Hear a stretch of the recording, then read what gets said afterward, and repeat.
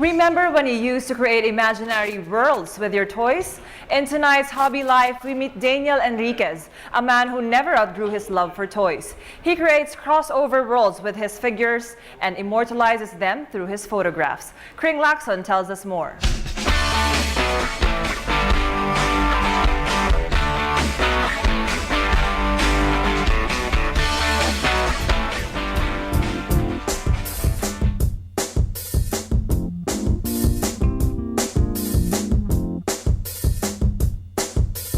If I take a peek inside of your head, I bet that I would stumble upon different worlds, all of which you have created. It's not hard to weave a story, but immortalizing it? Cue Daniel Enriquez, a man who has perfected the art of turning fantasy into reality. How so?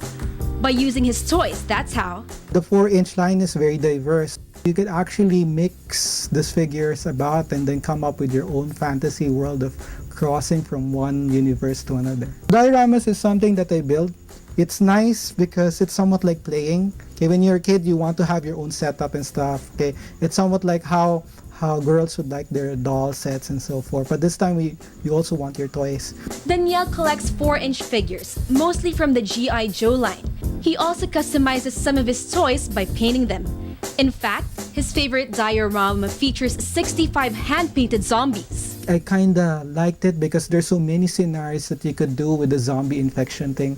So you could do a lot. You could play with a lot of characters, whether it be a villain, whether it be a hero, it becomes a zombie. It was very intensive for me because I have to paint each figure's heads.